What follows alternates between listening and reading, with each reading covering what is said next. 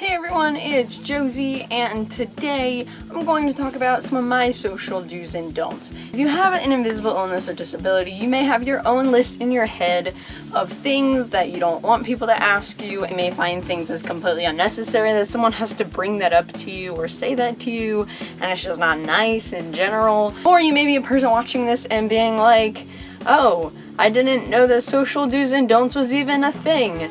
People don't want to hear my opinions on everything. No, people don't. I'm gonna go over some of my social do's and don'ts, and here we go.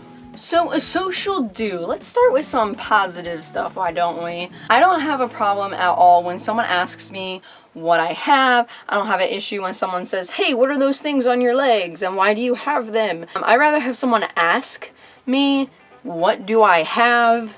How does it affect you? Instead of just assuming, which we're going to get into that as a social don't, which is assuming. Don't assume that I want pity for what I have. I think the one thing that goes in my head for this is I have patellofemoral syndrome in one of my knees. My kneecap used to give me like a lot of issues, but I had to wear this like crazy brace for months. Because of how bad it was years ago. Had someone look at me and they go, I'm not giving you pity for that.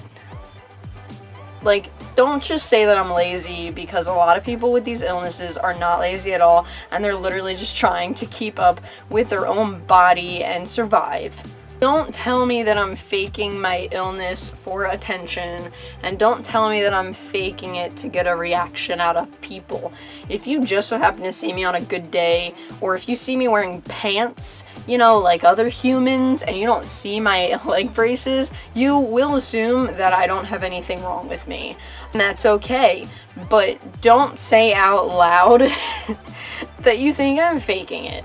That's kind of rude. I'm just letting you know. So this next one is a do and don't, and let me explain. Don't question my choice of treatment, but also question my choice of treatment. It's the same exact thing, but depending on how someone questions it is how I know how they feel about it. Okay, example. So, what sort of things do you do to help with the pain? I do physical therapy exercises. I also, for pain, I do go the all-natural route because I can't take a lot of medications because I'm allergic to a lot of medications. If they want to know more, then, you know, we'll be talking for a bit. How to not approach that is, oh, you take the all-natural route? Oh my gosh, that's so stupid. Don't be incredibly negative about everything I say. Don't feel bad about my food allergies. I can never say this enough. I'm okay with what I'm allergic to. I know that I have mast cell activation syndrome and I'm just allergic to everything under the sun. Don't feel bad about it. Most of the stuff that I'm allergic to, I'm perfectly okay with it. It allows me to then monitor my own healthy eating in a different way. I don't know if that made any sense, but we're gonna go with it. Don't continually ask me if I'm going to eat and beg me to eat if I'm out. Because I have gastroparesis and mast cell activation syndrome, it is very hard for me to look at food as this like enjoyable way, like, oh, socializing food. It's not like that for me. I hate eating around people. I'm terrified of eating food when I'm out because of how scary it is for my own brain, and the anxiety is so bad in my own head when it comes to food and eating out. So if I'm with you and I just don't eat anything, don't beg me to eat, don't constantly bring it up. I mean, it happens. I understand that you're concerned. Like, I'm perfectly cool with like maybe having a soda. I barely drink soda, but usually it's like me having a coffee or water. I could be fine.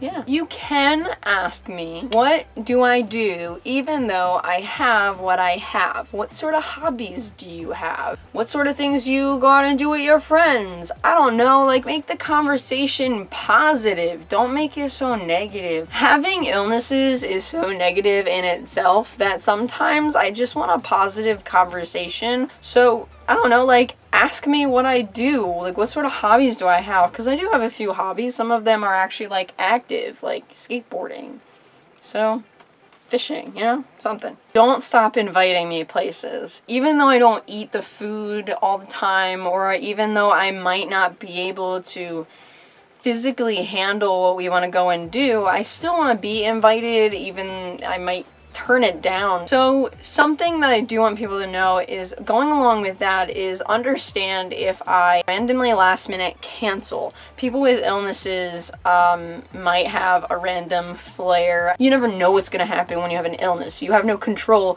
over your illness, and that's hard. Don't tell me that I'm not trying hard enough to get rid of these illnesses. I don't really think that needs an explanation. Don't tell me to be more positive. I'm already trying to be as positive as I can. You catch me on a bad day, I'm not gonna be positive. And if you're gonna sit there and be like, you gotta be more positive, like, it's not, that's not how that works. And the last thing is, treat me like everyone else. The way that I was raised is, you know, I do have some brothers who have different disabilities than me. We've always just really pushed each other to do as much as we can, and if we need help, then we need to ask for help. That has lived through me all throughout my entire teenage years after being diagnosed, and even as an adult, which is, I want you to treat me like everyone else, but just understand that I might get hurt easier, or just understand that after a while I'm gonna have to sit down. Instead of just immediately assuming that I'm not going to be able to do everything that you need, also kind of plays off as like, you're just assuming that I can't do it. But in reality, maybe I can. So treat me like everyone else. Just understand that it might take me longer to get the actual activity done, or it might take a bit more time. So there you have it, guys. Those are my social do's and don'ts. Let me know also if any of these are like your social do's and don'ts too. I know we all have different things that we don't want people to say to us, and things that we do want people to say to us. And I would love to hear other people's thoughts about this. Alright, so I hope you guys have a good day. I will see you guys at some point soon. Bye!